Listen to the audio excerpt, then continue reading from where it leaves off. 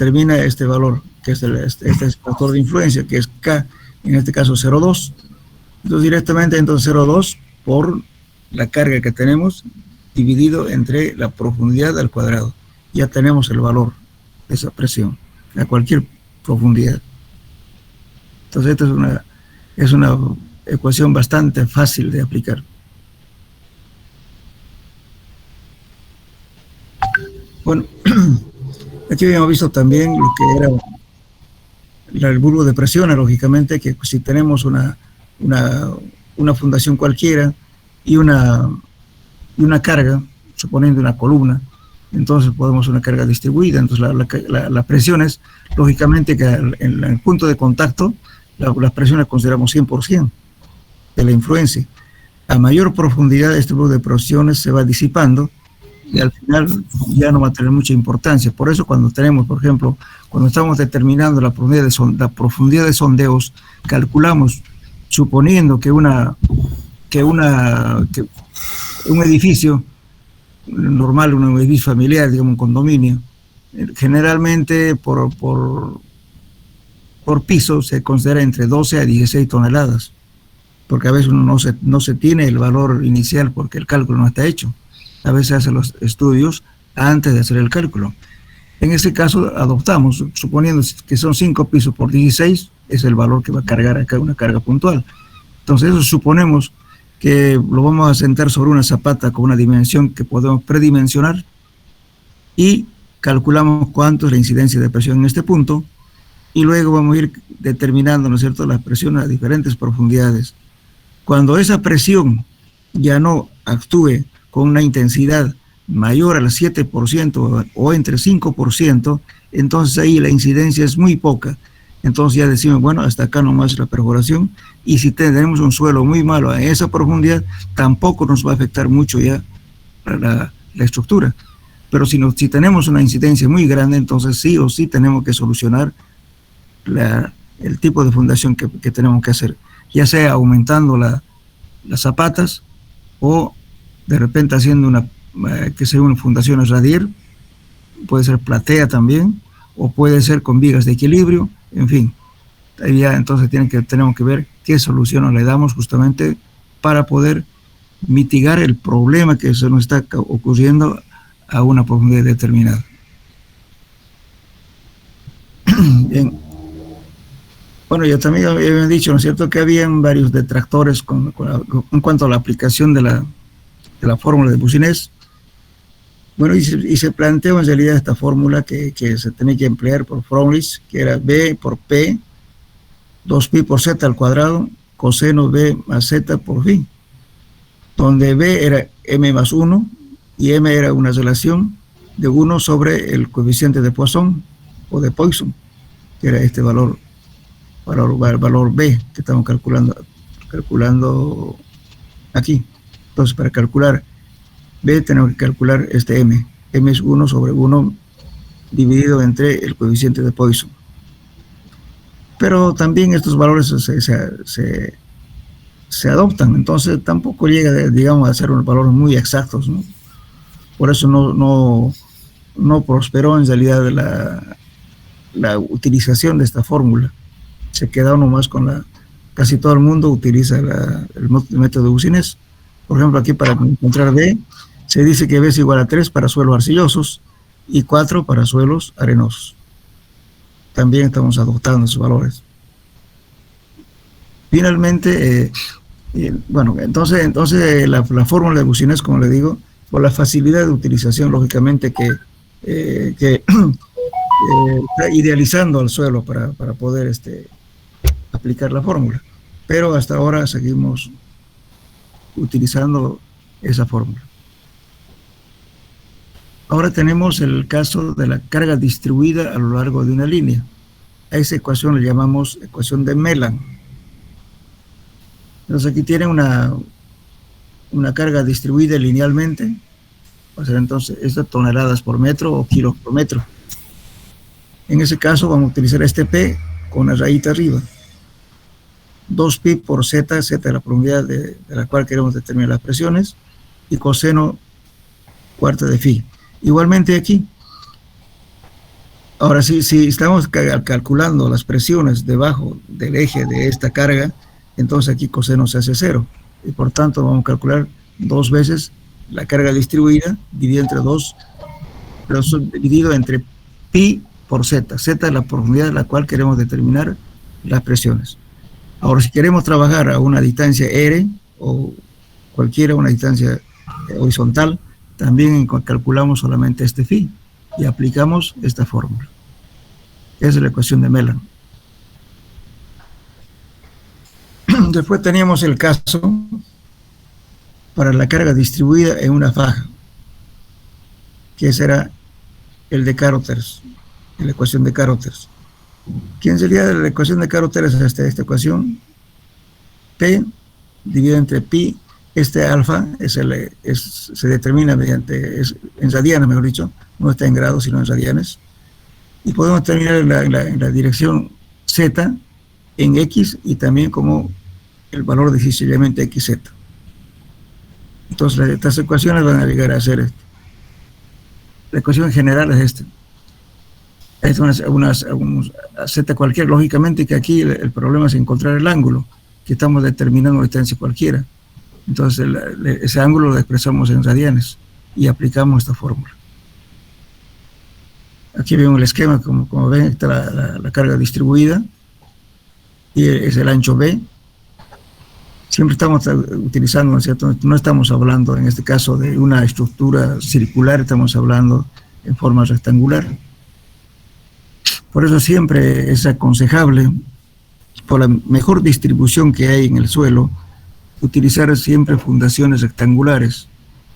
Muy rara vez se hacen fundaciones cuadradas o circulares, en casos muy excepcionales. Siempre es rectangular.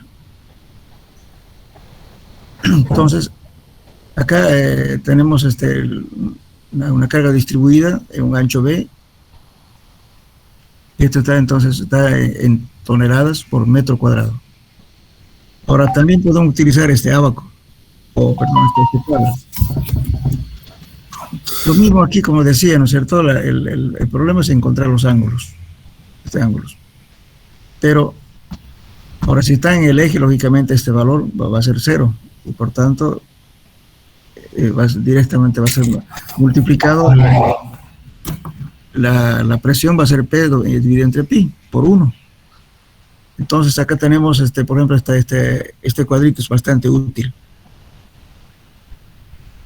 Hacemos aquí, le ponemos la profundidad Z en función de B.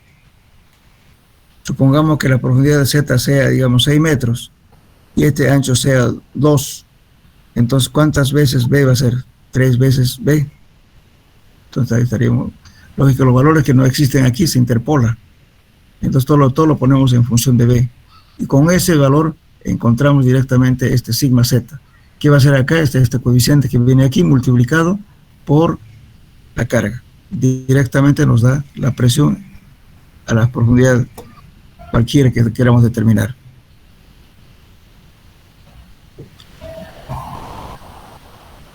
Bien.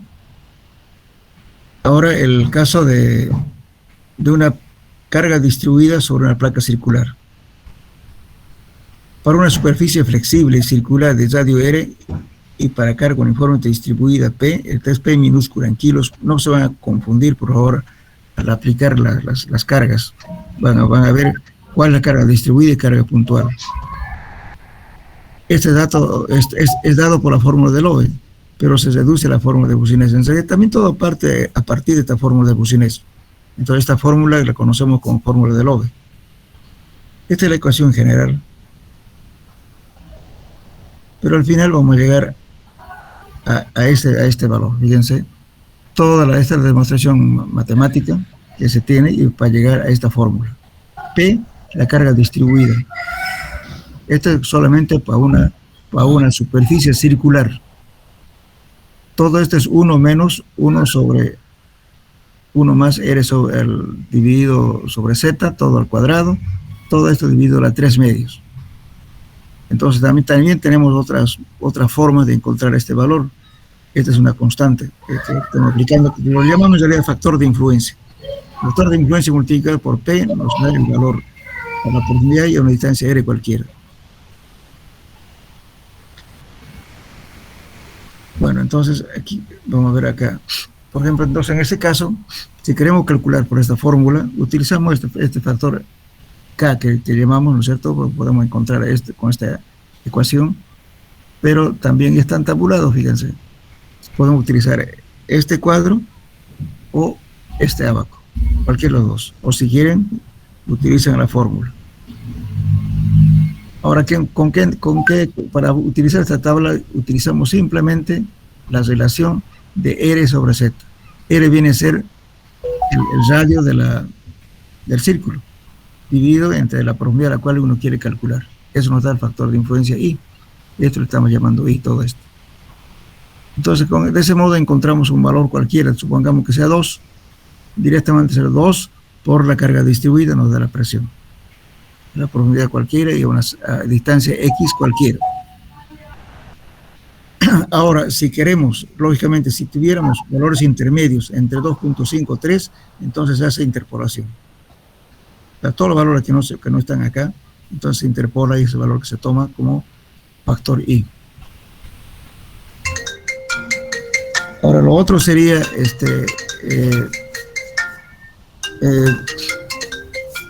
utilizar este abaco. Es lo mismo este abaco. Entonces, en este caso, hacemos la relación de Z sobre C. El diámetro, en este caso, ya no el radio. Y calculamos Z sobre D. Supongamos que nos hubiera dado un valor, qué sé yo, digamos, de 1.5. Esta relación. Entonces, con ese valor venimos acá en este abaco y lo prolongamos aquí e encontramos el factor I. Este I multiplicado por la carga nos da la presión a la profundidad que uno quiere determinar. Entonces, estas ecuaciones simplifican bastante el cálculo. En cuestión de minutos uno puede determinar las presiones a cualquier punto. Solamente que hay que saber en qué caso vamos a aplicar cada fórmula. Para una carga puntual, para una carga linealmente distribuida, otra por una carga distribuida en una faja, otro por una placa circular, en fin. Todo eso hay que saber entonces aplicar en qué caso se va a aplicar cada fórmula, nada más. Bien. Bueno, lógicamente que Bucinés trabajó bastante y ha hecho inclusive tabulación y algunos abacos más que enseguida vamos a ver, tratando siempre, digamos, de facilitar el uso de su fórmula y para calcular, para dar soluciones bastante rápidas, ¿no? Entonces él hace otra demostración justamente en el año 1865, ¿no es cierto? Y aplica sus fórmulas y llega a tabular estos valores, fíjense. Es la ecuación también de Bucinés. 3P sobre 2Pi, aquí por favor, R aquí, está mal esta ecuación. Bueno, todo esto lo van a llamar factor I. Entonces se reduce en esto, la fórmula siguiente, K sub B multiplicado por P sobre Z al cuadrado. Entonces el K sub B es este valor. Y esto ya lo tenemos K tabulado, fíjense. Esta es una constante 0,478 entre 1 más R sobre Z al cuadrado, a las 5 medios. Entonces, lo que ha hecho Bucinés es ya tabularlo con la relación de R sobre Z. R viene a ser la distancia X cualquiera, Z es la profundidad a la cual uno quiere determinar las presiones. Entonces, una vez en la tabla se le encuentra ese valor, supongamos que nos dé un 0.06, entonces el K sub B va a ser 0.4723, directamente es este valor de acá. Entonces multiplicamos por P, que es la carga puntual, dividido entre Z al cuadrado. Ya lo tenemos la presión a la profundidad deseada y a una distancia X cualquiera. Entonces, con esto, estas tablas facilitan su utilización de la fórmula. Lógicamente que esta fórmula lo hizo él cuando no había computadora ni había calculadora, ¿no? Entonces, se tabuló, pero sigue vigente esta tabla que estamos viendo. Facilita el cálculo. Igualmente, se sigue siendo lo mismo. Bien, vamos a ver a esta ecuación. Lógicamente Bucinés esa parte de hacerla, de tabular, qué sé yo, hizo un abaco. Y también En esa misma época, más o menos el año 1938, bueno, después de casi muchos años, Westergaard aplica, o sea, esta fórmula que es también parte justamente del criterio de Boussinesq, pero llega a expresar esta fórmula. P, la carga puntual, pi sobre z al cuadrado, 1 más 2, r sobre z, r la distancia x, z unidad, toda la 3 medios. Entonces, los dos hacen un ábaco, que en realidad en la práctica se utiliza bastante estos ábacos. Este ábaco es de Boussinesq. Este es ábaco de Westergaard, que lo vamos a ver ahorita, cómo se maneja esto. Bueno, el criterio que toma cada uno, este es el método de Boussinesq, fíjense, tenemos aquí un ábaco, que esto es para cimentaciones infinitamente largas. Este mismo ábaco sirve para fundaciones rectangulares o fundaciones corridas. Y este ábaco vale para fundaciones circulares o cuadradas, para esto. Entonces, por eso hay que saber, hay que conocer la geometría de la fundación para aplicar el ábaco correcto. Entonces, y justamente aquí la línea que se llama, estas son las líneas isóbaras, que está formando el bulbo de presiones, y toma el siguiente criterio. La línea isóbaras de esfuerzo vertical debajo de una cimentación de un suelo semi-infinito y elástico. Él está tomando en cuenta, en su teoría, como un sólido al suelo, ¿no es cierto? Como un sólido semi-infinito y elástico. Es el análisis de Boussinesq. En cambio, Westergaard dice, líneas, o sea, para tomar eso en su teoría está considerando que las líneas isobáricas del esfuerzo vertical debajo de una cimentación en un material, es un material de finos estratos semi-infinitos y homogéneos. Esa es la hipótesis que adopta justamente Westergaard. Igualmente Westergaard también toma para fundaciones infinitamente largas y para fundaciones cuadradas o circulares, que son estas mismas. Entonces, cuando en la práctica lo que se hace es ver qué valor nos da con este ábaco y también con esto. Bueno, entonces al final, este ábaco, ¿en qué es lo que conseguimos? La presión a una profundidad z cualquiera y a una distancia x cualquiera va a ser igual a un valor x que lo vamos a adoptar justamente del bulbo de presiones, de esta línea isóbaras, multiplicado por Q. Este Q es la carga distribuida. Supongamos yo tengo una columna que me esté transmitiendo una carga de 60 toneladas, yo lo puedo distribuir en una fundación, se predimensiona, se dice, bueno, una cimentación de tanto por tanto, que lo voy a hacer rectangular, o si quiero lo hago cuadrada.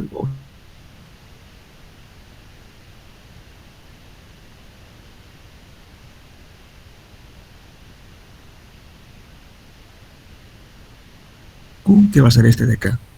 Entonces el Q aquí está actuando al 100%, porque este es una superficie de contacto. Entonces este es un ancho B. El ancho que voy a tomar, el ancho menor de la fundación, se va a llamar B. Entonces, a una distancia R cualquiera voy a tomar todo en función de este B. La profundidad también en función de B. Entonces, el otro día estábamos justamente en esta parte. Vamos a suponer, por ejemplo, que el ancho de la fundación sea, por así, trabajaremos con números redondos, 2 por 4, digamos, cualquier valor. Entonces nuestra fundación serían 2 metros de ancho por 4 metros de largo. Lógicamente estamos hablando de dimensiones grandes, pero es un valor cualquiera, simplemente para que vean cómo se aplica este ábaco. Entonces B para nosotros va a valer 2. Entonces el ancho B vale 2. Ahora supongamos que yo quiero determinar mi incidencia de presiones, digamos, a 6 metros de diferencia, partiendo del eje de la fundación, a 6 metros va a ser eso, va a ser X, distancia X, a una profundidad, digamos, de 8 metros. Eso va a ser Y, la profundidad. Entonces estamos hablando que queremos determinar las presiones, ¿no es cierto?, de 6 metros horizontal y 8 metros vertical. Entonces le ponemos aquí 6, ¿cuántas veces B sería? Si B vale 2. 3 veces B, ¿verdad?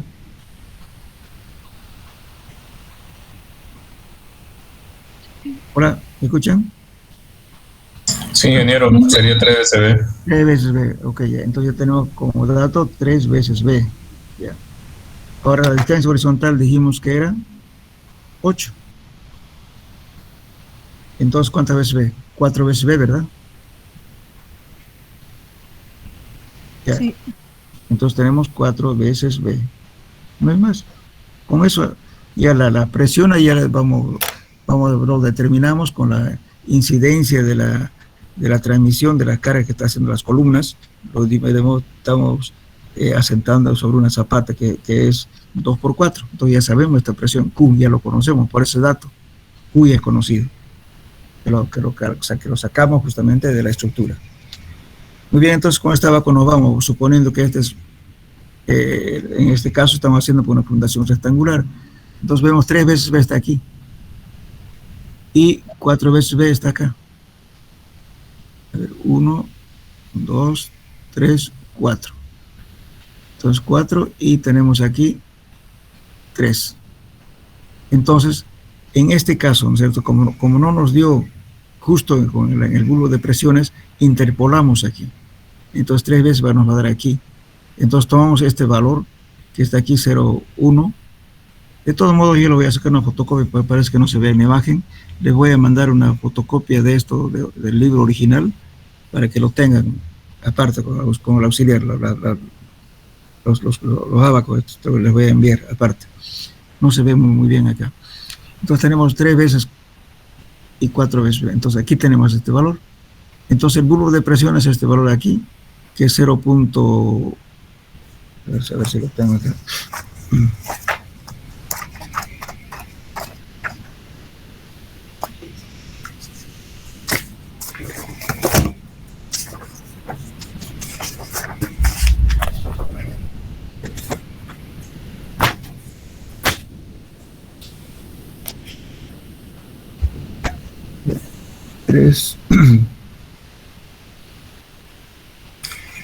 Ya, entonces este valor 3, este es aquí tenemos 3 veces y 4 veces aquí. Este valor es 0.1 Q. Anótenlo por favor. Esta línea de aquí, esta línea isóbara es 0.1 de Q. Ahora el de abajo es 0.08 Q.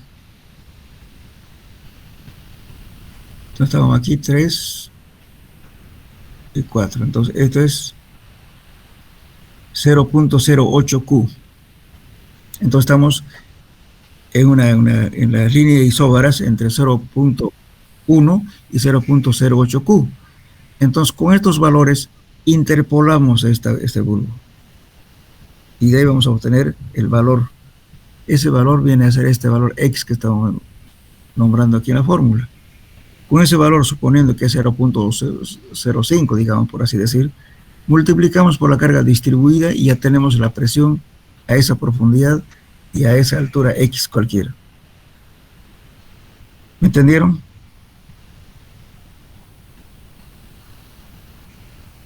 Ingeniero. Sí. El asunto es simplemente interpolar. ¿Y cómo se interpola? ¿Saben interpolar en estos casos o no saben?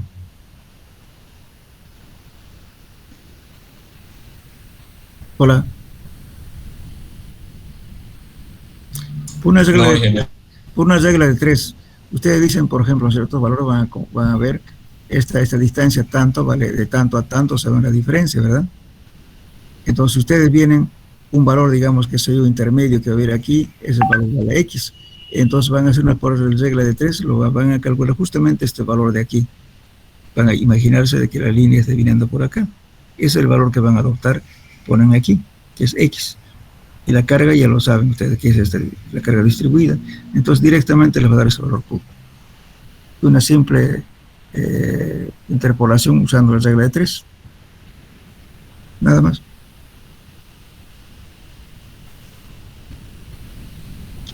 Zaraver nos va a dar justamente que coincide justamente en el bulbo. Siempre nos va a dar valores intermedios, entonces eso hay que interpolar. Eso entonces ya calcula inmediatamente sus presiones a la distancia quiere que cualquiera y a una profundidad cualquiera. Aquí para las estructuras circular y cuadrada se hace lo mismo. Este ábaco de Westergaard también la misma forma de utilizar. Va a variar lógicamente los valores que se obtenga mediante este ábaco con el otro.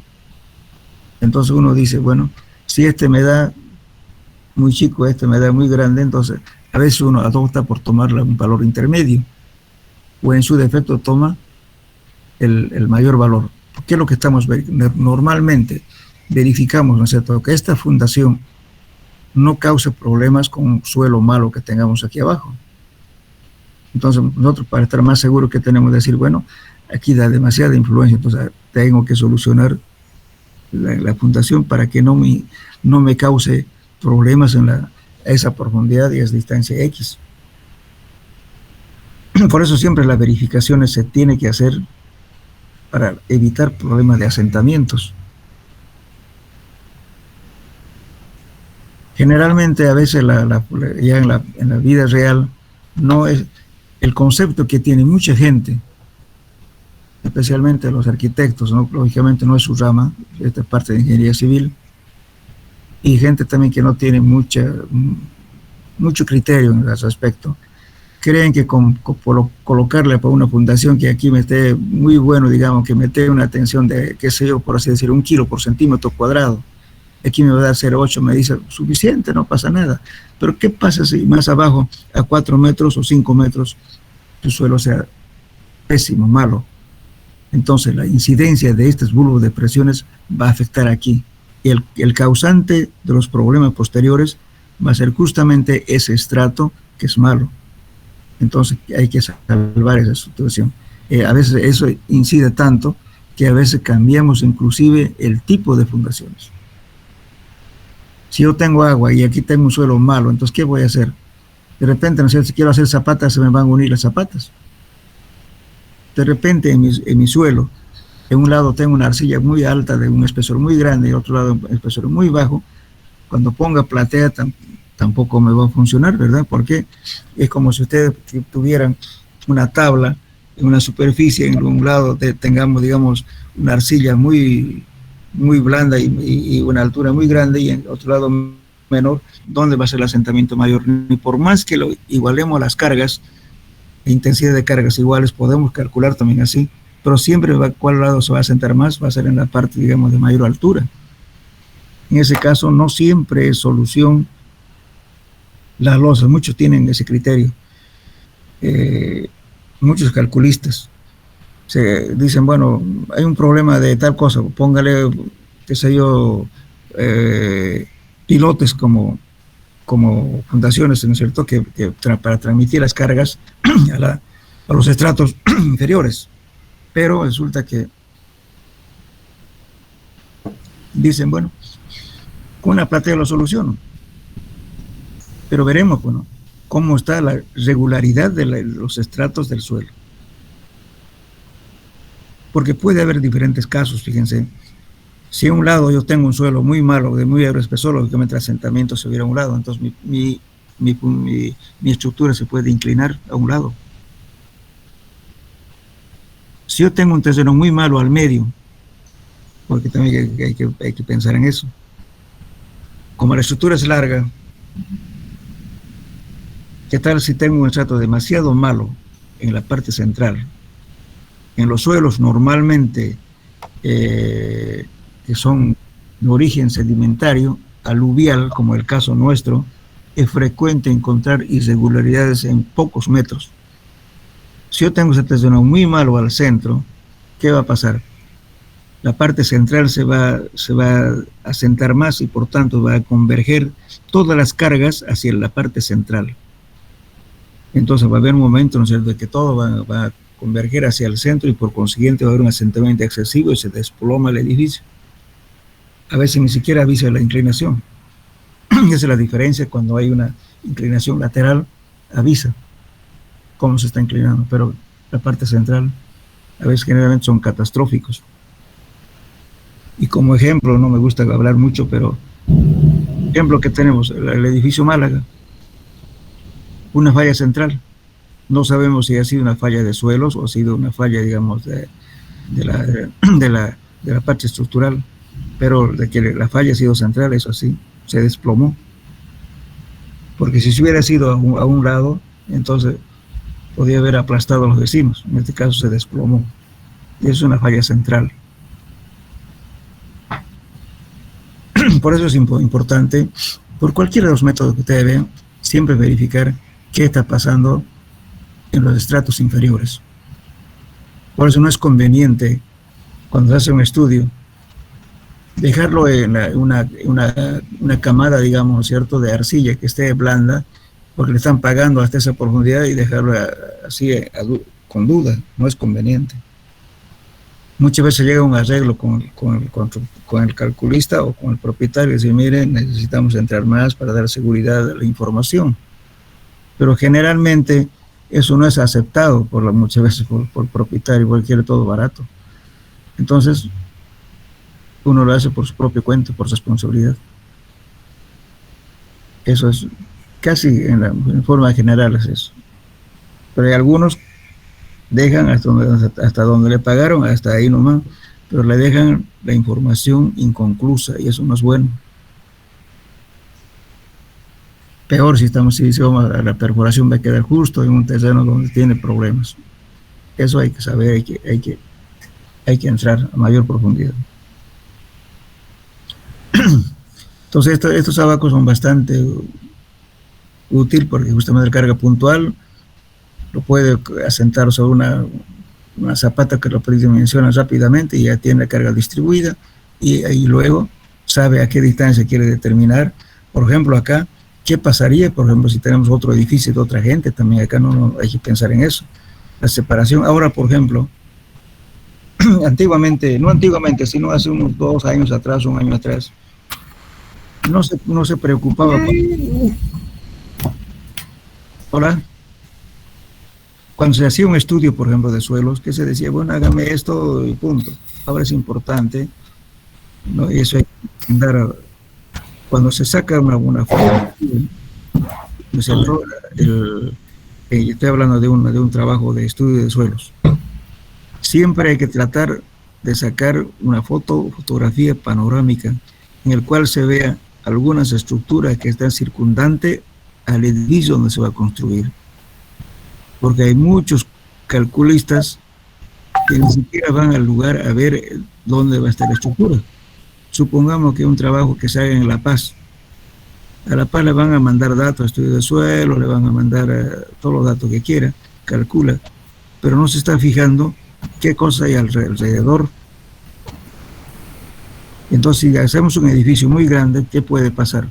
Levantamiento de la estructura le daña, o puede ser que también la hunda, o sea, la deforme en forma, digamos, ¿no es cierto?, con la misma carga se va asentando y va haciendo daño a las estructuras.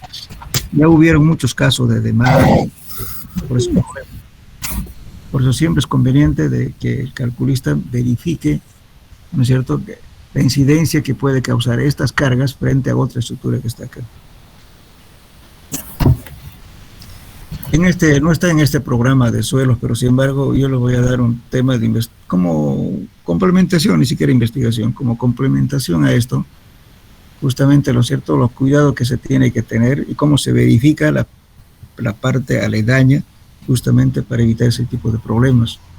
Ya hubieron problemas, porque imagínense, usted tiene una casa de 2 pisos, digamos, y le van a hacer una estructura que sea de 25 pisos allá a su lado.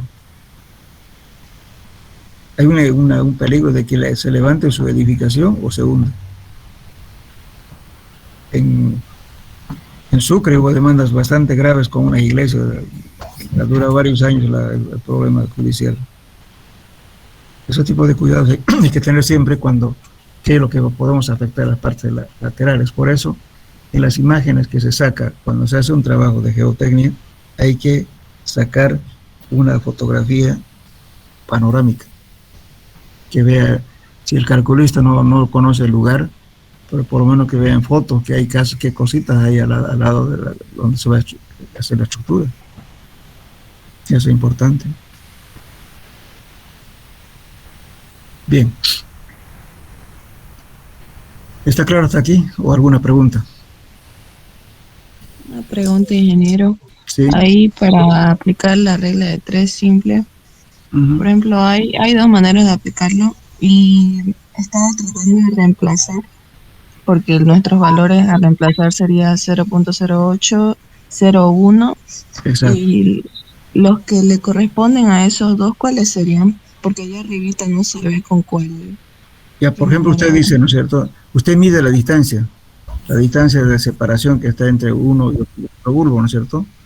Entonces ahí dice, bueno, si aquí vale esto y en la otra línea vale esto, ¿y cuánto vale esa distancia de ahí? Tiene que trabajar la escala. Ah, ya. Claro, la escala tiene que trabajar.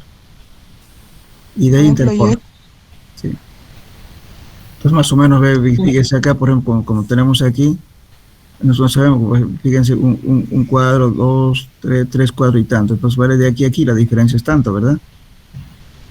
Entonces, esta distancia representa esa diferencia. Y si este bulbo que voy a calcular, digamos, para 0,3 está viniendo por acá, esta distancia, ¿cuánto valdrá? Ese es el valor que va a tomar. ¿Me entiendes, no? Sí, entonces escala, ¿no? Midiendo. En escala, exactamente. La escala dice, de aquí a aquí me vale tanto. Porque está sacando, tiene un valor aquí, tiene otro valor. Sabe cuánto es el valor. Entonces, de acá, si usted quiere poner una línea aquí, y de aquí a acá, ¿cuánto me va a valer? Va a valer tanto. Entonces, ese es el valor que va a calcular. Ese valor adopta.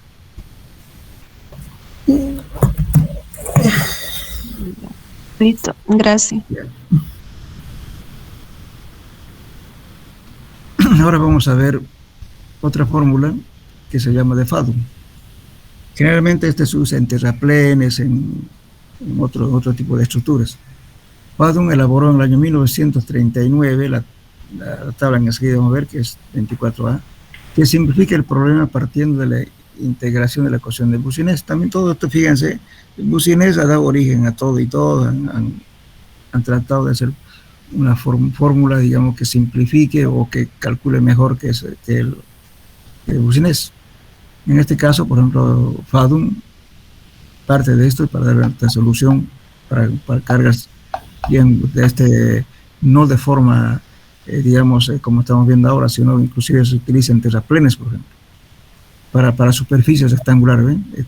Quedando el punto bajo investigación a una profundidad Z debajo de una de las esquinas. El valor del esfuerzo vertical a la profundidad Z viene dado por la ecuación. Tanto el sigma Z es igual a este valor I multiplicado por Q. Esta es la carga que conocemos, la carga de incidencia de las cargas. El I es el valor de influencia que depende de M y N. Así que vamos a ver qué es eso.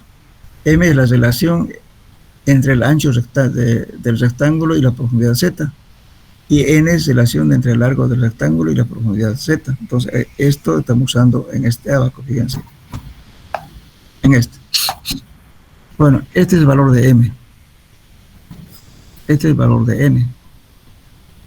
Entonces, por ejemplo, si me da N, digamos, 0,2 o 0,2, digamos, que este es el valor de N.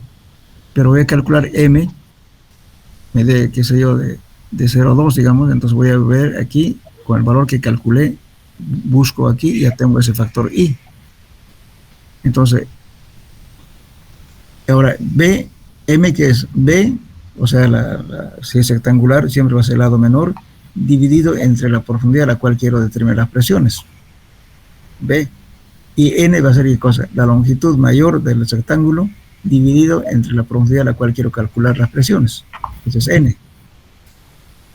Entonces, estos valores de m y n lo encontramos en el abaco. En la tabla de en el abaco.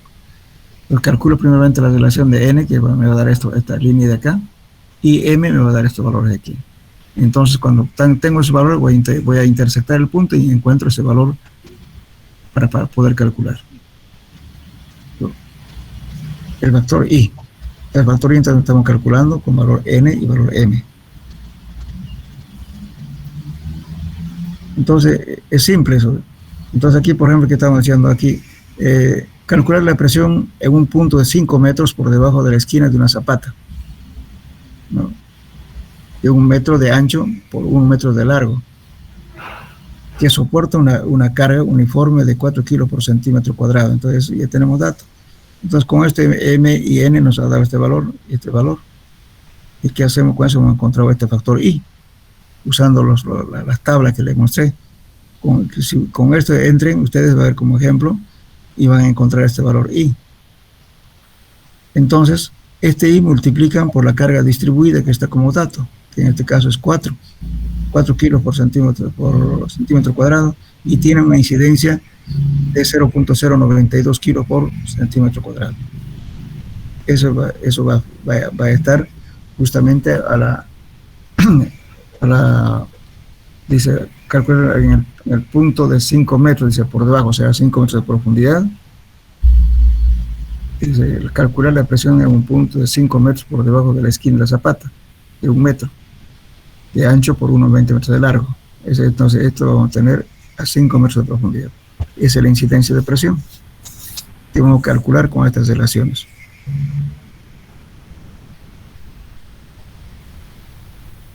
Es el método de Fadum.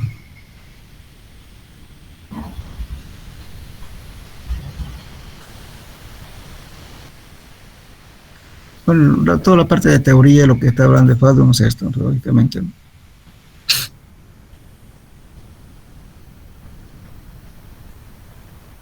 Ahora,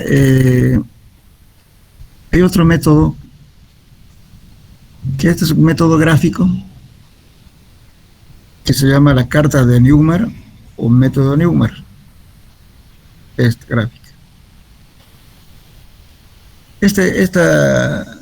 Este método se emplea generalmente para estructuras totalmente irregulares. Es un método gráfico, un método aproximado, no es tan exacto.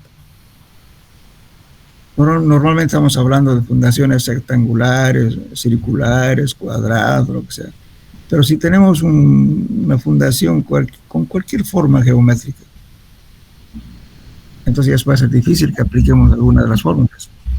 Entonces, en ese caso se utiliza este método de Newmar, es un método gráfico. Simplemente dibujar lógicamente a escala la estructura, utilizando la escala justamente que va a utilizar este valor de aquí, este valor. ¿Cuánto vale esto? Esta es una escala que se dibujó esta figura. Aquí lo vamos a ver mejor. Aquí está, por favor, van a leerlo esto. Está toda la teoría para que puedan construir justamente la carta de Newmar. Si quieren pueden hacer más chico, más grande, como quieran. Entonces es una carta de Newmar. Generalmente entre más celdas se tenga, digamos así, nos va a dar mayor exactitud. Entonces, lógicamente, eso está hecho con una escala determinada. Entonces, tomamos en cuenta qué cosa. La escala, cuánto va a valer esa constante de esto a esto. Entonces, esto va a medir la profundidad. Digamos, si es 10 metros, entonces esta escala va a ser 10 metros. Con esta escala, o puede ser 5 metros, 4 metros, o lo que quieran. Entonces, esto pongo como una escala de origen. Entonces, con esta escala voy a dibujar justamente la estructura en la cual va a sentar. Entonces, al punto donde quiero determinar, eso va a coincidir con este eje, con el centro de la figura. Supongamos que en este edificio que quiero, digamos, a 5 metros, 6 metros, entonces buscaré, lo dibujo esto, ¿no es cierto? Y pongo el valor que yo quiero determinar, Z, como decir, a una distancia X tanto. Entonces, hago coincidir ese punto aquí en el eje. Y luego, lo pongo esto. En este caso, la carta de Newmar, o sea, lo, lo, lo dibujamos la carta de Newmark a una escala que veamos conveniente y lo tenemos en un papel. A ese papel se lo pone justamente un papel transparente que sea visible. Ese papel transparente se lo dibuja esta carta de Newmark. Entonces, ¿qué hago yo? En un papel cualquiera, ya sea papel bond, lo que sea, dibujo mi figura y encima de esa figura le voy a poner el papel transparente que está dibujado la escala de Newmark, o sea, la carta de Newmark. Y con eso entonces voy a hacer coincidir y voy a tener,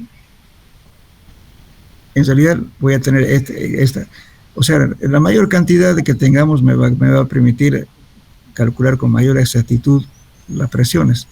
Entonces ¿qué voy a hacer? Pongo en el centro en el cual quiero determinar y mi dibujo va a estar por acá, ¿no es cierto? Y voy a contar qué cosa, la cantidad de cuadritos que me va a abarcar esa figura. Aquí lo podemos ver. Voy a contar, lógicamente, aquí está poco. Esta gráfica no es muy poco exacto, digamos, porque tiene pocas líneas. Entre más cantidad, digamos, de líneas me va a permitir mejor. Entonces, ¿qué vamos a contar? Los cuadros que abarca esto. Supongamos que aquí me está abarcando un cuadro, 2 cuadros, etcétera. Toda la cantidad, digamos, de cuadritos que abarca, o la cantidad de ese valor multiplicado por la carga distribuida que está trabajando sobre esta fundación, lo multiplico y se llama de la presión. Por eso es importante, si ustedes quieren pueden de cualquier libro o bien de este mismo pueden ver, pero tienen que saber esta escala, cuánto es esta escala de aquí, que esto es fundamental para que hagan el dibujo. Con esta escala, esta escala, supongamos que esto sea 2 centímetros. Ese 2 centímetros es la profundidad que se indica, esa es la escala. Con esa escala van a dibujar la figura que quieren ustedes. Y superponen a la carta con papel transparente. Por eso la carta, una vez que dibujan, hay que dibujar un papel cebolla y guardárselo. Entonces, cualquier fundación de cualquier forma que tenga, entonces dibuja a escala, a la misma escala que se dibujó acá, y lo utilizan para calcular los valores. En eso consiste este método. El método gráfico. Supongo que, a ver, una pregunta. Ustedes están acostumbrados a utilizar AutoCAD, qué sé yo. Si ustedes tuvieran un terreno totalmente irregular, estamos acostumbrados a decir, por ejemplo, mi lote es de 12 por 30, digamos, y conocemos geométricamente, ¿verdad? Pero ¿qué tal si esa tendría una figura caprichosa, cualquier figura? ¿Cómo determinan esa área en forma gráfica?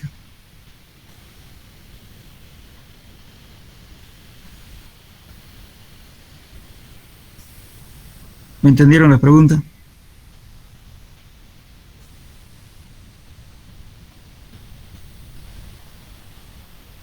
Hola. Pueden hacer por el método gráfico. Claro, ahora tiene un programa de AutoCAD, facilita, pues no, de cualquier forma le va a calcular su área. Pero cuando no había eso, había que hacer a escala. Primeramente se hace, ¿no es cierto?, así como esto, un cuadrado, con diferentes cuadraditos así, a escala. Cada cuadradito vale tanto de área, ¿no? Todo está calculado, todo está en escala. Entonces, ahí puede dibujar usted la figura que tiene más o menos, ¿no es cierto? Lo dibuja también a escala, la figura es caprichosa que tiene.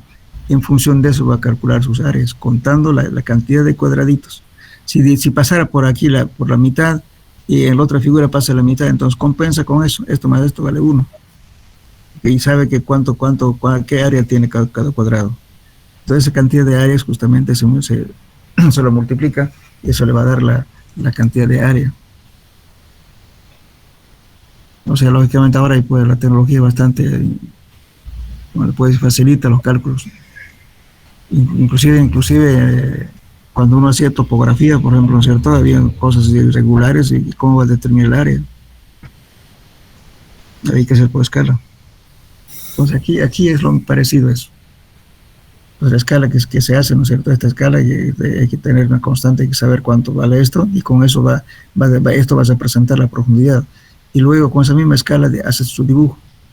Y por consiguiente ya hace coincidir al punto donde quiere calcular, digamos, de la estructura, 5 metros, 10 metros, lo que sea, hace coincidir ese punto aquí en el centro y ahí empieza a contar cuántos cuadritos abarcó la figura.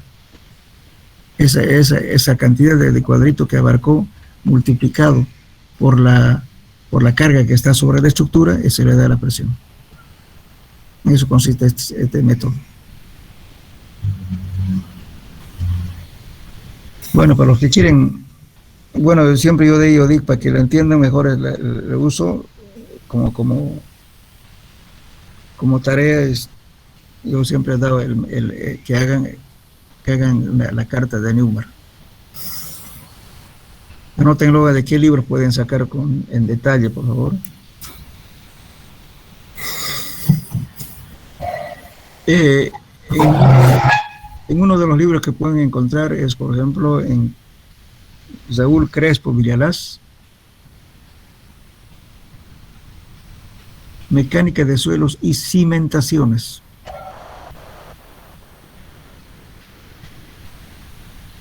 Uno. Otro libro, es un poco más antiguo.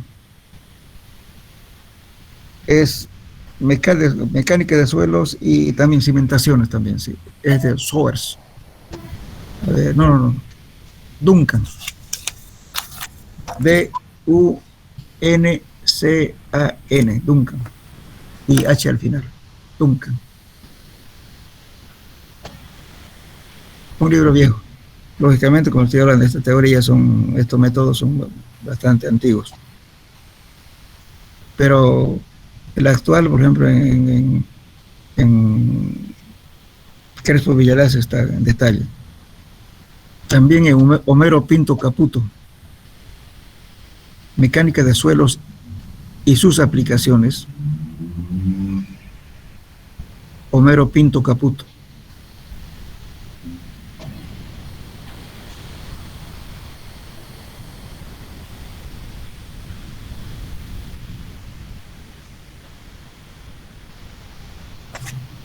Ya. Háganlo, por favor, para que practiquen, por favor, y como parte de su... Me lo adjuntan como...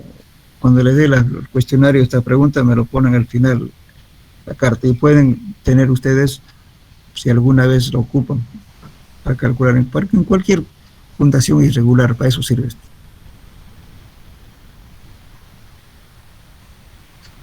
Bueno, este método es el más utilizado y el más fácil de utilizar. No, los arquitectos utilizan bastante esto, que se llama método 2 en 1.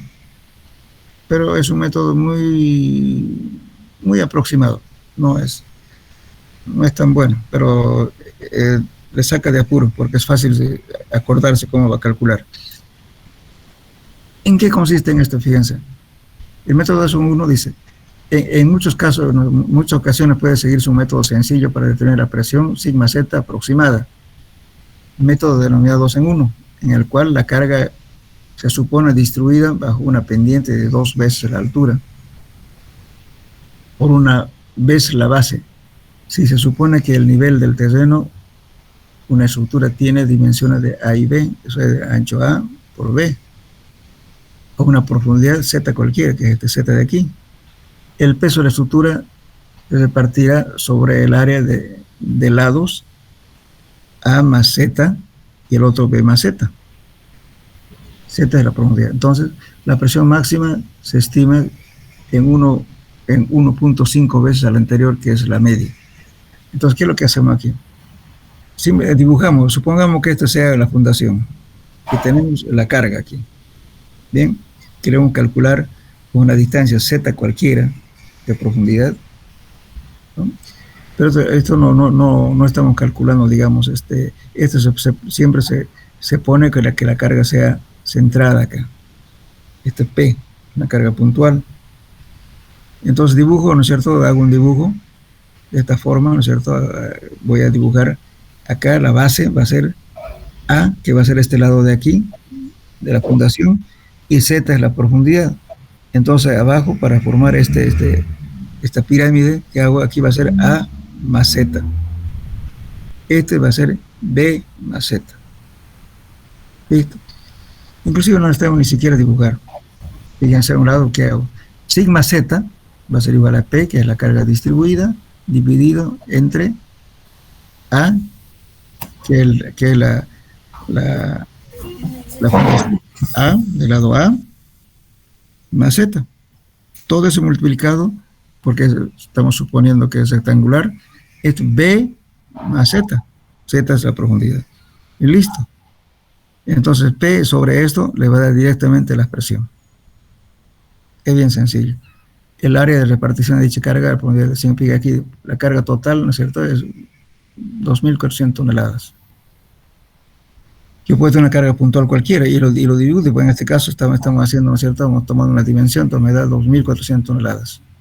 Entonces tengo este lado una profundidad, o sea, 4 a 4 metros de profundidad, entonces me da 4 más 4, ¿no es cierto? Al otro lado es 15 más 4, la profundidad me da este B. Entonces este me va a dar 152. 152 entre la carga me va a dar, lógicamente, este valor, 11.84 toneladas por metro cuadrado. Es facilito. ¿Me entendieron o no?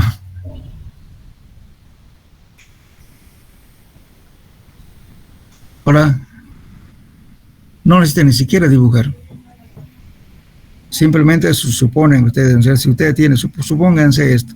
Una columna le va a decir usted más o menos cuánto de columna. A veces uno no sabe los datos iniciales porque los cálculos, después de que hagan el estudio de suelos, recién hacen los cálculos muchas veces.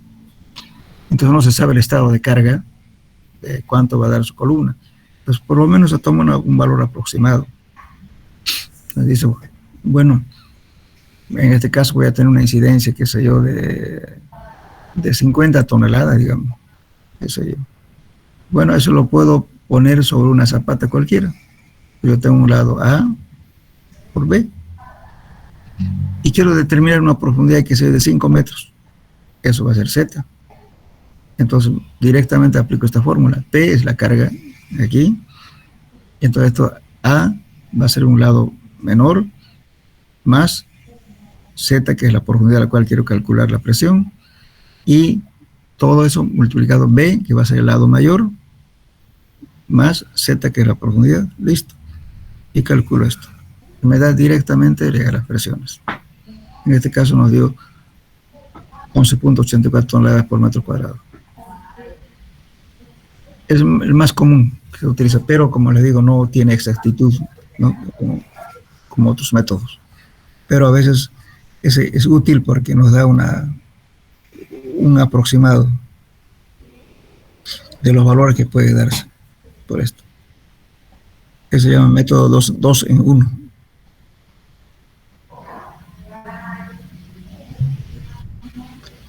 Bueno, no sé si tienen preguntas de acá.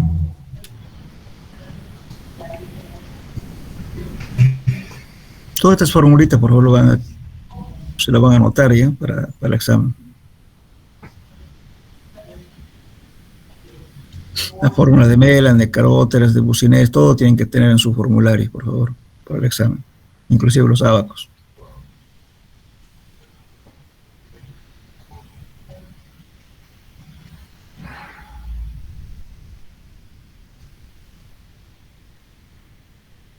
Sería un método más confiable, ingeniero. ¿Alguna duda, por favor, de este tema que hemos visto o algo que quieran que se aclare, algo? ¿Cuál sería el método más confiable, ingeniero? Mire, el método, bueno, a mi modo de ver, es no más el método de Boussinesq y de Westergaard. Eso ábaco que ve es bastante confiable. Y no se complica mucho tampoco, es fácil de utilizar. Ahora, lógicamente, lo que pasa es que el suelo es tan heterogéneo, nunca es conveniente tomarse de un solo autor siempre es conveniente sacar de dos valores. Uno le va a dar siempre más que el otro. Entonces usted toma un valor intermedio de ese valor, o si no, tómese el máximo valor. ¿Qué es lo que pretendemos en una estructura? Darle seguridad. Si usted es muy optimista, va a decir, va a tomar un valor más chico, pero ¿qué pasa si le ocurre lo contrario? ¿No es cierto? Entonces, en la estructura siempre hay que tratar de ser un poco pesimista. No irnos a los valores. Muchas veces dicen, bueno, la tensión admisible del suelo es, digamos, qué sé yo, 1 kilo por centímetro cuadrado. Pero un tipo dice, bueno, y eso es frecuente. El calculista le llama a uno cuando le dice, bueno, ingeniero, resulta que yo necesito, para solucionar el problema que tengo acá, que me dé una tensión de 1.5. Pero puede tomar, pero está en contra de seguridad, porque resulta que los valores que se toman las tensiones admisibles, que generalmente son factores de 2, y para encontrar la capacidad de carga Terzaghi toma 3. Entonces los coeficientes de seguridad son altos. Pero no quiere decir eso que va a trabajar con el último, ¿se da cuenta? Se está exponiendo a un peligro, porque si yo lo deduzco mucho, bueno, puede pasar cualquier cosa. En realidad, ¿qué significa admisible? La admisible significa, ¿no es cierto?, que ese suelo va a soportar sin causar ningún problema, ¿no es cierto?, con ese valor. Pero si ya arriesga, se está quitando lo admisible, entonces quiere decir ya está poniéndose un poco de riesgo. Ese es el tema, ¿no? Porque hay muchas cosas, por ejemplo, que ustedes seguramente van a tropezar en su vida profesional. Por ejemplo, dicen muchos calculistas, y también por la crisis económica debe ser seguramente, caen a veces en las redes, pues, ¿no es cierto?, del propietario. ¿El propietario quién es? No es técnico, no es ingeniero, no es arquitecto, pero es el que hace plata. Y como hace plata, pues no se cuida su centavo lo mínimo, entonces siempre mejor si se lo trabajan gratis. Por ejemplo, otro día me pasa lo siguiente, ¿no?, que me dice, era un edificio que se estaban haciendo casi 18 niveles, creo que era. Y yo le digo, esta es la cantidad mínima de perforación, la profundidad mínima, y la cantidad de pozos, esto es lo mínimo. No puede hacer así. Y me manda una nota, me dice, por favor, el dueño exige solamente hasta aquí. Entonces yo le digo, bueno, se lo hago el trabajo, pero en el informe va a indicar de que esto es solamente indicativo y que eso tiene que hacer verificación durante la etapa constructiva. Y el estudio de suelo, lógicamente, presenta la sociedad de ingenieros.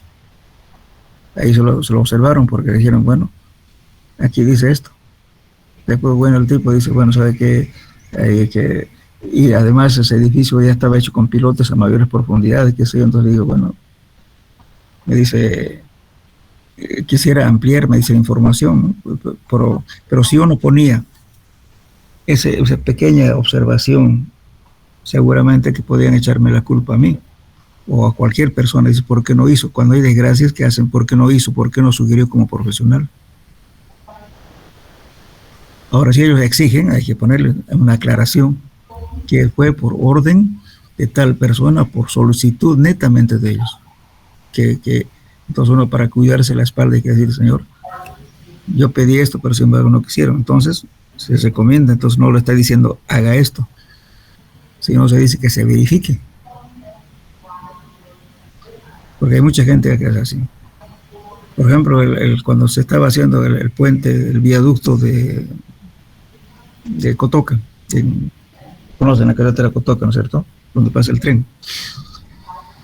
Bueno, vinieron unos tipos de La Paz, me dicen, bueno, hagamos estudio de suelo a 8 metros de profundidad, pero ¿cómo van a hacer a 8 metros de profundidad a un viaducto donde hay alto volumen de tráfico?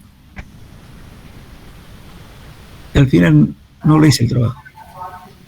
Después, estaban equivocados ellos. Después agarraron otra empresa, ¿no es cierto? Bueno, entonces la empresa esa era un poco más, más profesional, digamos, en ese sentido. Entonces hizo un nuevo estudio con ellos, hicimos el estudio, hicimos pilotajes a más de 18 metros de profundidad, que eso debería ser para ese tipo de puente. No es porque uno quiere hacer una cosa por sacar la plata al cliente, no es así. Si dicen mucho, preferir no hacerlo. Porque después cuando falla, que le están pasando, le están demandando, está lleno de testigos. Hay que cuidarse con eso. Bien. ¿Alguna pregunta más, jóvenes? Para pasar a otro capítulo.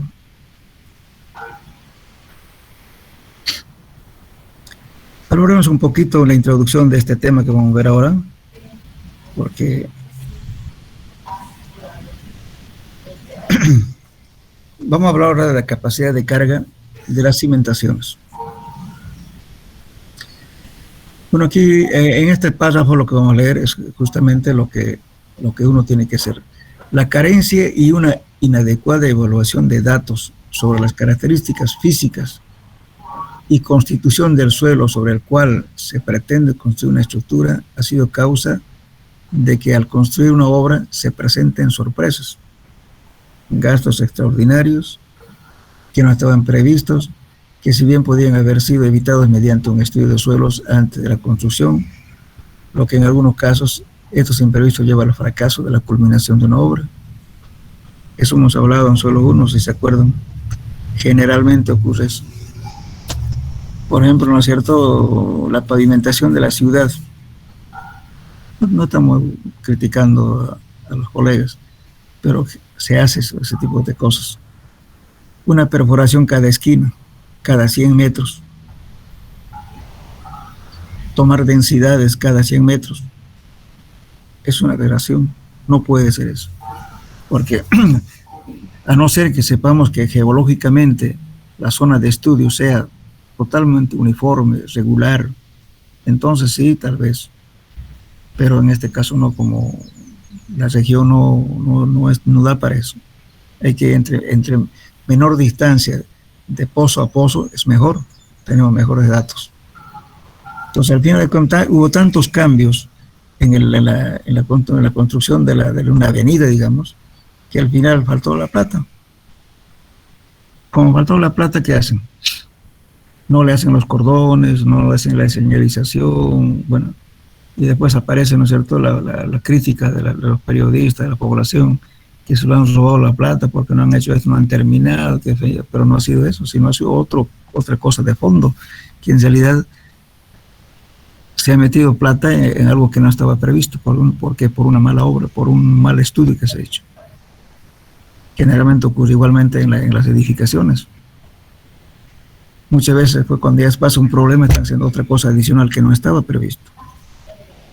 Pues por eso es importante, ¿no es cierto?, un estudio generalmente no representa ni el 1 ni 2% de una estructura que cueste millones. Pero sin embargo hay esa tendencia de evitar este tipo, que es más importante.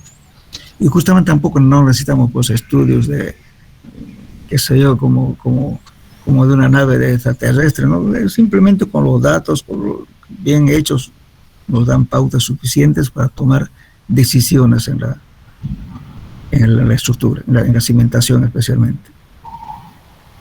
No necesitamos ir a una cosa demasiado sofisticada tampoco, pero a veces ni eso hacemos. O sea, siempre estamos tratando, de cierto, fijándonos en la parte de economía más que todo, pensando que la parte de suelos y la parte de fundaciones no representa nada o poco, pero sin embargo ustedes fíjense, ¿de qué importa que sea un edificio una maravilla de fachada, pero si su cimentación no está fallando?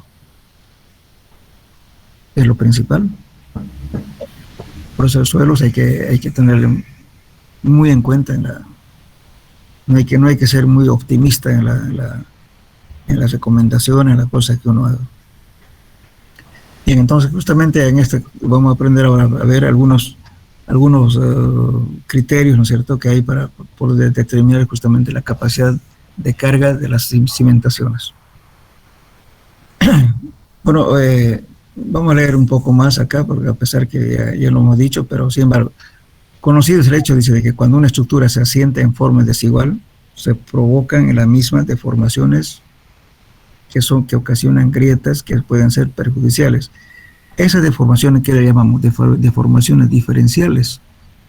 Si la estructura se asentara con la misma intensidad, se asienta la estructura, pero no está causando grietas.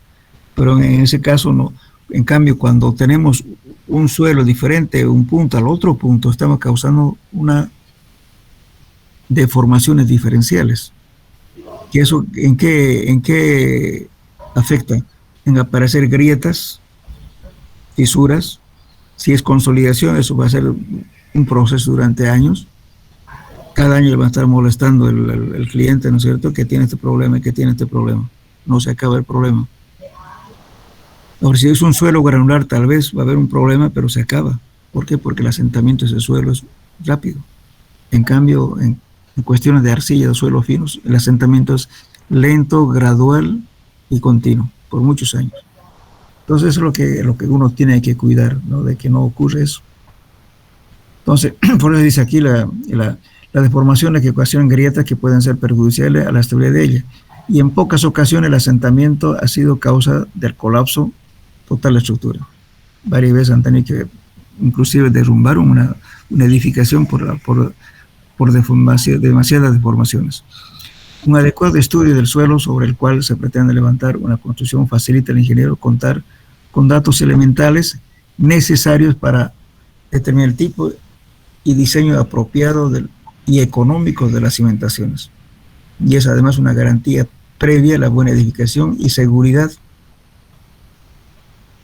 Comúnmente el costo de investigación del suelo se presenta un porcentaje muy bajo con relación al costo de la estructura. Y además ahorro en tiempo y dinero. ¿Por qué? Porque a veces las obras se paran cuando hay tipo de problemas. Hasta dar solución, hay que van a dar solución. A veces pasan meses, o a veces paralizan un año. Entonces, este tipo de cosas, ¿no es cierto?, que viene con efectos colaterales también. Bien, entonces, lógicamente que esto, Terzaghi fue la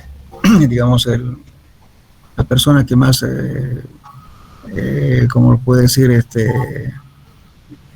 trató de dar soluciones a este tipo de problemas. Entonces aquí vamos a ver, lo que quiero que entiendan esto. Fíjense, capacidad de carga de las cimentaciones. Miren esto. La carga admisible en una cimentación es aquella. Escuchen bien esto. La carga admisible en una cimentación es aquella que puede ser aplicada sin producir desperfectos en la estructura soportada. Esa es la admisible. Si usted está ya alterando de lo admisible, entonces ya está corriendo riesgo. Teniendo además un margen de seguridad, dado que el llamado coeficiente de seguridad adoptado. Por eso los coeficientes de seguridad son bastante altos. Terzaghi adopta 3. La carga admisible no depende únicamente del terreno, sino también de la cimentación. Características de la estructura y del coeficiente de seguridad que se adopte para cada caso particular. De repente usted va a ver tan cosa irregular, no siempre sea 3, de repente toma otro valor. Bueno, entonces, justamente sobre esto lo que vamos a ver ahora, el comportamiento del suelo, ¿no es cierto?, lo que plantea Terzaghi. Por experiencia y observaciones relativas al comportamiento de las cimentaciones, se ha visto que la falla por capacidad de carga de las mismas ocurre como producto de una rotura por corte del suelo, de desplante de la cimentación de una estructura. Aquí son 3 los tipos, ¿no es cierto?, de fallas que pueden ocurrir debajo de las cimentaciones. Uno, que es falla por corte general. La falla por corte general se da en el caso, ¿no es cierto?, de que los suelos son compactos, arcillas rígidas, el suelo soporta, como ven aquí, fíjense, esta deformación versus presión. Entonces estamos viendo aquí un suelo rígido que soporta grandes cargas, pero rompe violentamente. No avisa casi el momento de rotura. Las fallas por punzonamiento son las fallas, ¿no es cierto?, que está intermedio entre la falla por corte general y la falla por corte local. Y la falla por corte local generalmente ocurre en arcillas que son blandas o arenas también blandas, ¿no? O sea, con poca resistencia. En ese caso, la deformación es mayor, pero su capacidad de soporte es menor, que sería esta curva. Entonces, estas tres fallas ocurren: falla por corte general, falla por punzonamiento y falla por corte local. Eso es lo que dice Terzaghi. Entonces, los asentamientos lógicamente van a ser grandes. Por ejemplo, ¿no?, en este caso, fíjense, el asentamiento es grande, pero rompe violentamente porque la carga es bastante grande. En cambio, este no. Entonces, las fallas, por ejemplo, la falla por corte general, se caracteriza por la presencia de una superficie de deslizamiento continua dentro del terreno, que se inicia en el borde de la cimentación y que avanza hasta la superficie del terreno, como en este caso de aquí.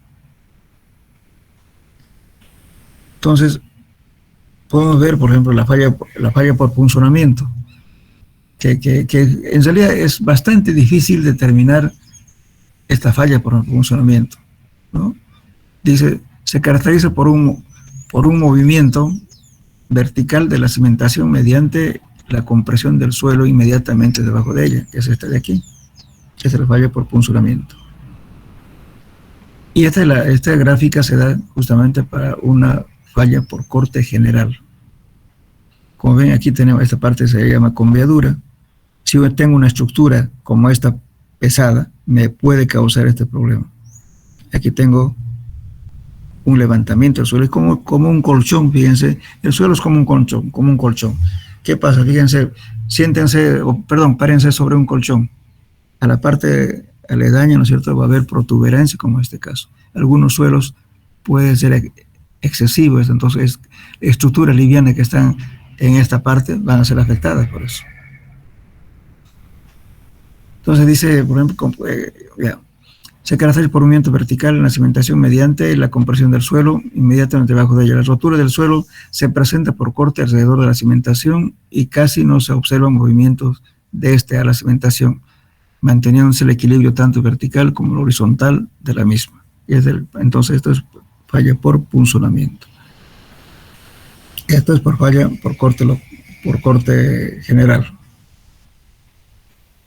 Ahora, la falla por corte local se presenta una transición entre los dos, entre este y este. Pues tiene características tanto del tipo de falla por corte general como de punzonamiento. Entonces, esta es la falla por corte local. Es intermedio entre la falla general y la falla por punzonamiento. Entonces, de la falla local. Entonces, lógicamente que el problema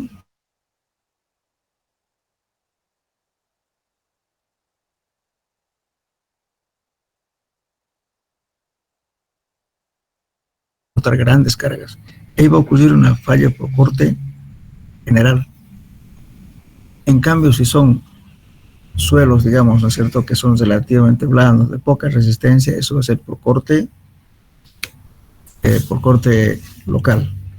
Por eso es importante saber eso, porque cuando utilicemos algunos coeficientes, por ejemplo, para calcular tanto la ángulo de gestión interna, la cohesión, todos hay que tomar en cuenta estos valores, en qué rango estamos. Bueno, la cosa que para poder determinar hasta dónde se puede considerar como falla por corte local y falla por punzonamiento, por corte general, entonces no hay en realidad. Simplemente hubo estas ecuaciones, fíjense. Un suelo dice prácticamente incompresible, el tipo de falla será por corte general. Sin embargo, si este suelo es muy compresible en relación con su resistencia al corte, el tipo de falla será por punzonamiento. En la actualidad, el único parámetro racional que existe para la evaluación de la compresibilidad relativa de masas del suelo sujetas a cargas es el llamado índice de rigidez, que viene expresado por esto. Pero también esto es difícil de encontrar porque, fíjese, I sub R es G sobre T, que viene a ser un módulo de deformación tangencial, que lo podemos determinar mediante el ensayo de consolidación o corte. Ahora, tau no es más el soporte de la fuerza de corte. C es la cohesión, presión efectiva por tangente de phi es la ángulo de fricción interna. Esta es la ecuación de Coulomb. G es igual al módulo de elasticidad E, 2 por 1 más el coeficiente de Poisson. Entonces, son datos que también no es difícil, no es fácil decir para cada caso tal valor. A veces también son valores aproximados que uno tiene, no siempre es encontrar esos valores para cada caso. Es bastante difícil. Entonces, el índice de rigidez del suelo ha sido asociado con el supuesto comportamiento elastoplástico perfecto del suelo. Con el propósito de tomar en cuenta deformaciones volumétricas delta en la zona plástica, se ha sugerido que el valor dado anteriormente a I sub R sea reducido a este valor. I sub R por F es igual a 1 sobre 1 sub R por un delta, una deformación volumétrica, este valor. Por eso es bastante difícil. ¿Cuándo podemos tomar esta deformación? Más nos basamos en las pautas, ¿no es cierto?, de que un suelo es rígido o compacto, si estamos hablando de suelos granulares, o de un suelo relativamente blando, que si es arcilla blanda o arcilla de consistencia media o arena poco compacta. Entonces eso nos da pauta más o menos qué tipo de fallas va a ser y por tanto tomar valores para ese tipo de fallas. Cuando veamos los ábacos, por ejemplo, que nos va a dar la Terzaghi, justamente discrimina las cosas. Dice corte general o corte local. Por eso tienen que tener ustedes un concepto claro de que la falla local es para suelos relativamente de poca resistencia. El corte general es para suelos rígidos, duros, para eso. Uno cuando hace un SPT se da cuenta perfectamente, ¿no es cierto? Si los golpes van a ser altos, entonces digo, bueno, esto es suelo rígido. Entonces aquí puede haber una falla por corte general. Y si van a ser bajos, entonces tomamos para corte local.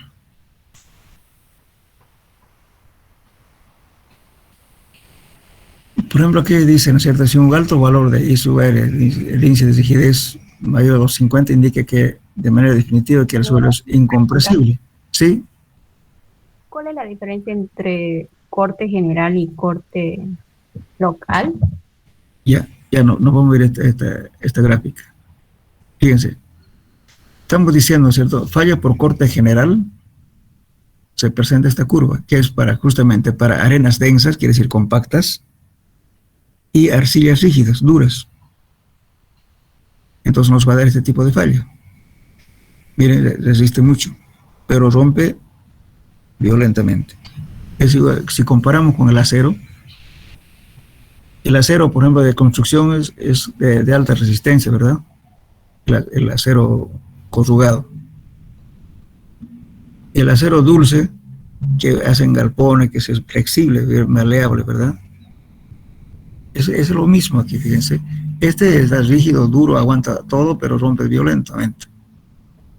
Entonces, si usted va a construir sobre esto, ya no se preocupa tampoco de que va a haber asentamientos por consolidación, porque ya terminó en su vida anterior ya de asentarse, por tanto no va a haber asentamiento. Más bien lo que hay que cuidar es que no ocurra alteración más bien sobre esos suelos. Es un suelo rígido, duro, tensiones bastante altas. Por ejemplo, hay un criterio. Mucha gente dice, por ejemplo, si yo estoy trabajando, qué sé yo, y me da una tensión aplicando las fórmulas de Terzaghi, digamos, perdón, de SPT, digamos, ¿no es cierto? Me da, digamos, qué sé yo, 5 kilos por centímetro cuadrado. No voy a aconsejar al calculista que ponga 5 kilos por centímetro cuadrado. Yo he visto datos de otros colegas no quiero decir quiénes. En un cálculo había de una estructura, el tipo que hizo, lógicamente, hay técnicos actualmente, ¿no es cierto?, que hacen estudios de suelos, trabajan y dan recomendaciones, barbaridades. Y tienen harto trabajo porque cobran muy barato. Por ejemplo, decía el tipo 15 kilos por centímetro cuadrado, decía ahí. Bueno, el calculista tomó una tercera parte de eso. ¿Pero qué hicimos? Hicimos justamente una prueba de carga cuando se hizo cimentación, se hizo cimentación, ¿no es cierto?, y no aguantó. Entonces digo, es que no es cuestión de, digamos, agarrar, ¿no es cierto?, los valores y le dice, me salió 15 de acuerdo a esta formulita, le voy a poner 15, no señor. No sea tan, ¿cómo le puedo decir?, tan optimista de dar semejantes valores. Un suelo, a lo más que se puede dar es 3.5, 3 kilos por centímetro cuadrado, lo sumo. Ahora, por ejemplo, inclusive en rocas, por eso el porcentaje de recuperación de rocas de las muestras cuando estamos perforando en rocas es importantísimo, el porcentaje de recuperación. Ese porcentaje de recuperación, ¿qué significa? Vamos a perforar 2 metros, solamente recupere 1. Entonces, ¿cuánto porcentaje de recuperación? 50%, ¿verdad? Si recupero menos, va a ser menos. ¿Qué significa eso? De que el suelo, la roca está totalmente fracturado y con partículas con diferentes formas. Si yo lo cargo demasiado, ¿qué va a pasar? Se va a romper la parte, digamos, ¿no es cierto?, la angulosidad que tiene, y por tanto ese suelo, esa roca, así triturada, puede tener deformaciones excesivas. Entonces no puedo decir, pues, porque un pedacito de roca que sometía a compresión me dio 40 kilos centímetros cuadrados, digo, bueno, tome 40, no es así. Por eso los factores de seguridad se toman en función de la cantidad de recuperación de ensayo cuando es en roca. Igualmente aquí, si le da una tensión, no exagere. Fíjense, al final les vamos a ver unos abacos que viene justamente, los abacos están construidos máximo hasta 75 golpes en SPT. Entonces, ¿qué quiere decir? Que hasta ahí lo limita. Pero hay tipos que dicen 100, lo pone cualquier valor, no es así. Hay que ser, por eso le digo, ¿no es cierto?, los valores hay que saber, siempre trabajando en favor de la seguridad. No hay que decir que nunca va a ocurrir. Siempre, inclusive cuando calculemos, cuando vean la estabilidad de taludes, van a ver, dice, casi nunca ocurren, dice, ¿no?, cuando da un valor X. Pero con casi nunca ocurre, quiere decir que hay un factor de, ¿no es cierto?, de inseguridad que puede ocurrir alguna vez. Por eso no hay que maximizar demasiado los valores. Aquí en este gráfico, como decía la señorita, me estaba preguntando, entonces esto nos indica. Entonces yo tengo, por ejemplo, una arcilla muy dura, trato de no removerlo y voy a proteger justamente, ¿no es cierto? Tampoco decir, bueno, si me dio, qué sé yo, 20 kilos por centímetro cuadrado, porque calcula con 20 kilos, no. Tendré que darle un parámetro al calculista que sea menor o igual a 3.5 o 3 kilos por centímetro cuadrado, no más, por alguna eventualidad que podría ocurrir. ¿Quién le dice de que con el tiempo, ¿no es cierto?, como supongamos que una zapata, se hace la excavación, entonces esa excavación donde pone la zapata, ¿qué es? Un depósito de agua, porque va a llover y la infiltración, ¿a dónde va a entrar? Al agujero que han hecho, por más que esté con zapata. Entonces humedece. Esa humedad, lógicamente, en el transcurso del tiempo va a ir afectando, porque la estructura tampoco está totalmente estático, porque está sometido justamente al efecto del viento. Tiene pequeños movimientos. Entonces, de repente, que esa deformación, debido a la fluctuación de humedades, puede afectar a largo plazo y dañar la estructura.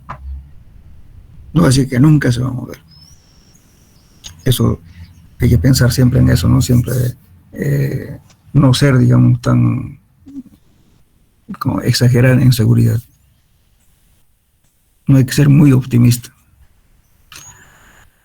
Bueno, la falla por corte local es esta. Lógicamente, por ahí ese problema, digamos, de saber cómo se comporta un corte por funcionamiento no se ha hecho en la gráfica.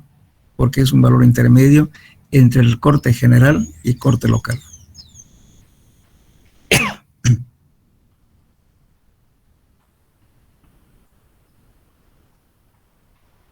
Bien, entonces, pues como decía, bueno, aquí cuando el índice de rigidez da mayor a 250 dice que es un suelo incompresible, quiere decir que eso que ha soportado sobrecargas muy grandes en su vida geológica y por tanto no tiene asentamiento. Mientras que un valor pequeño de ISUR, por ejemplo 10, indica que el suelo es relativamente compresible. ¿Qué quiere decir compresible? Que se puede deformar. Estamos hablando de compresibilidad, o sea, estamos hablando no de la, ¿cómo le puedo decir? Le estamos hablando aquí de las deformaciones, que se puede comprimir, que se puede disminuir, o sea, una deformación volumétrica. Y en el suelo siempre existe una deformación volumétrica, por eso estamos hablando de compresible. El cálculo de la capacidad de carga límite de la falla de cimentación sustituye un problema de equilibrio elastoplástico. La dificultad de encontrar solución aceptable estriba en conocer sus relaciones constitutivas, esfuerzo, deformación, tiempo. Lógicamente, cuando vieron el primer tema de consolidación, han visto, ¿no es cierto? Podemos inclusive calcular en qué tiempo se va a ocurrir que sea un 30%, 40, 50 o 60% de consolidación por una cierta carga. Cuando se afecta a una consolidación, siempre en el ensayo se tiene que predeterminar previamente cuánto es la carga de servicio. Supongamos que sea 2 kilos por centímetro cuadrado. Muy bien, entonces tengo que cargar a 4. El doble. ¿Qué ocurre? Eso. Bien, entonces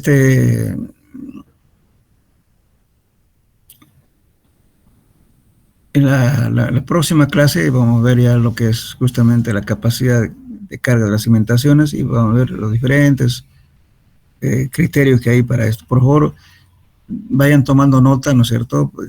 La fórmula especialmente para su examen, porque el examen va a ser presencial. Por favor, hagan su formulario correspondiente y también complementen su formulario de suelos 1. Se utiliza para determinar alguna cosa que en suelos 2. Bueno, dejaremos acá para la próxima clase, porque tengo entendido que ustedes tienen clase a veces en la universidad, no les va a dar tiempo de ir, están de repente en su casa. Quedamos aquí, jóvenes, hasta la próxima clase. Hasta luego. Hasta luego, ingeniero. Hasta luego, ingeniero. Hasta luego. Hasta luego, ingeniero. Hasta luego.